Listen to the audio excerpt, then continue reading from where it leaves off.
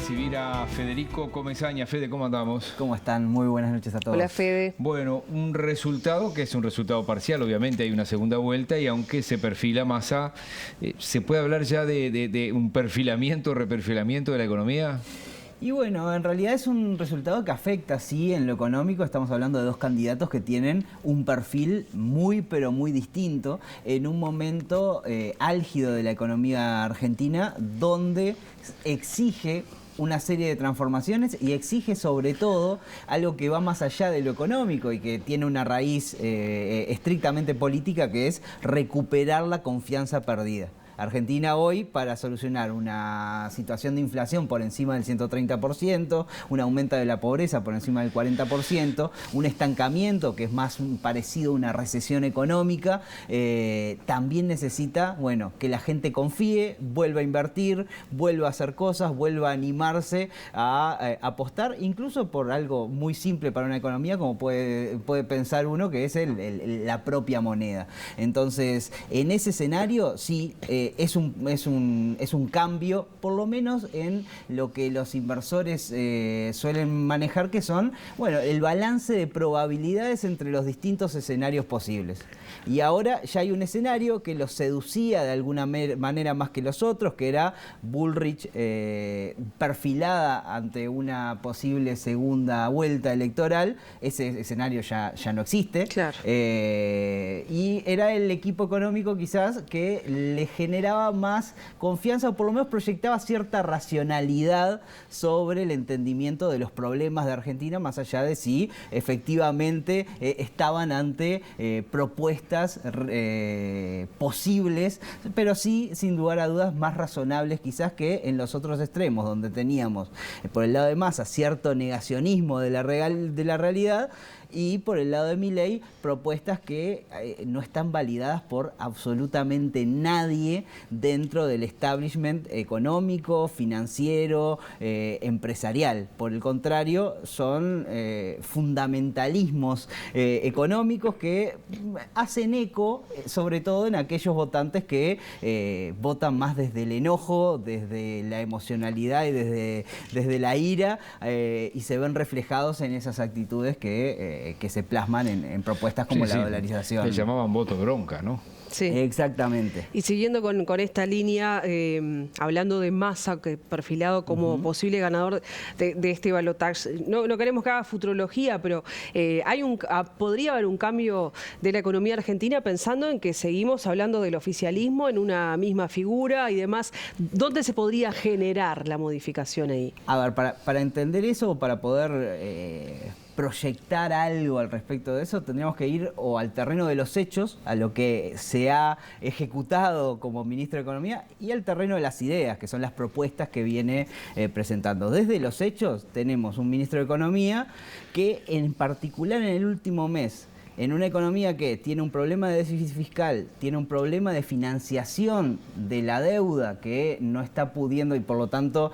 recurre a emisión que genera inflación, tenemos un gasto que algunos economistas estiman en 1,8% del PIB, absolutamente clientelar, es decir, reducción de impuestos, como si de un día para el otro en Uruguay desapareciera el IRPF, bonos y de facilidades para compra de electrodomésticos y demás, que son medidas absolutamente clientelares, que intentan de alguna manera contrarrestar 3-4 días de las elecciones, contrarrestar el efecto negativo que puede tener el voto económico. La gente que vota por el bolsillo en esta situación económica, y sí, en realidad no está muy contenta con el gobierno.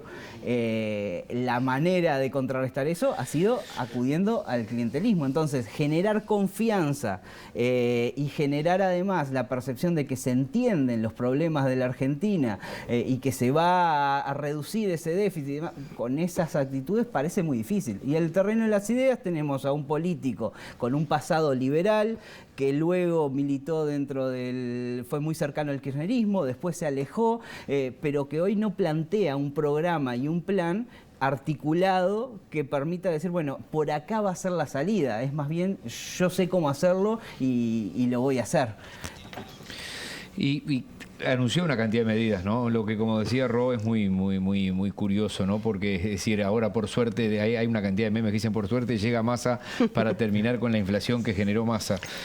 A ver, lo que hoy anuncia el ministro de Economía va justamente en la dirección de intentar perfilarse más hacia el centro, más como un candidato que entiende estos problemas y que va a buscar generar esa confianza. Lo primero que dice es, vamos a rearmar el presupuesto del próximo año y vamos a generar un superávit del 1%. Ahí lo que está diciendo es, yo entiendo que el déficit fiscal es un problema y lo vamos a tener que solucionar y va a haber austeridad.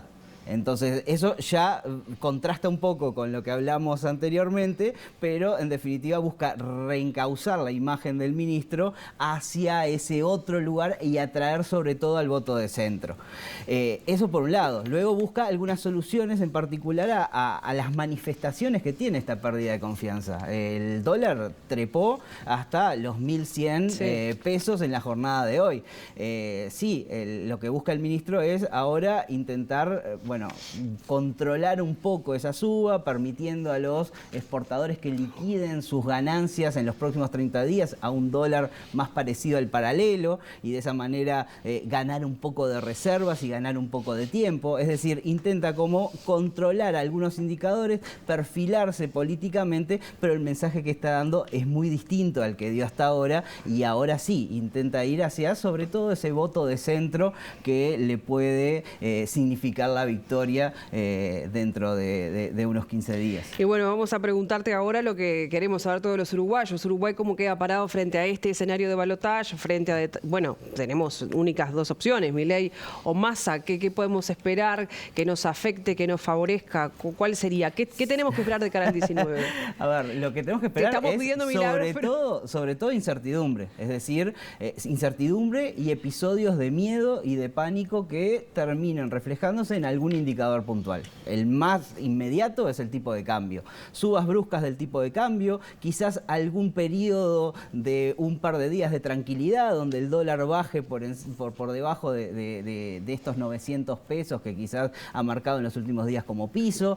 Ese tipo de episodios no va a ser raro de cara a los próximos 30 días. ¿Por qué? Porque el mercado está muy susceptible a los comentarios que pueda hacer sobre todo Milei y sus exabruptos, como cuando dijo que la moneda argentina no valía ni el estiércol, o a las acciones del propio ministro que pueden, por un lado, generar confianza o por el otro, debilitarla y generar estos episodios de tensión. Y luego, lo que los analistas más temen y es, que la pérdida de confianza se traslade sobre todo a los precios, que los comerciantes y los productores empiecen a anticiparse a subas importantes y cada vez más importantes en los precios y esa calecita empiece a girar cada vez más rápido y termine en un escenario de hiperinflación de forma acelerada. Entonces que los precios suban y suban mucho más de la cuenta y eso termine arrastrando a todo el sistema de pagos y a la propia cadena productiva.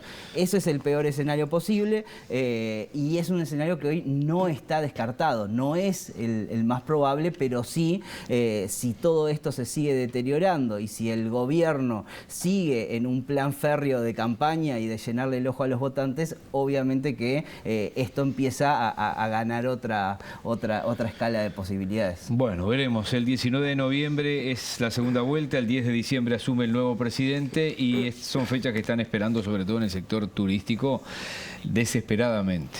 Sin lugar a dudas. Para saber qué pasa. Gracias, Fede. Que pasen bien, hasta luego. Y bueno,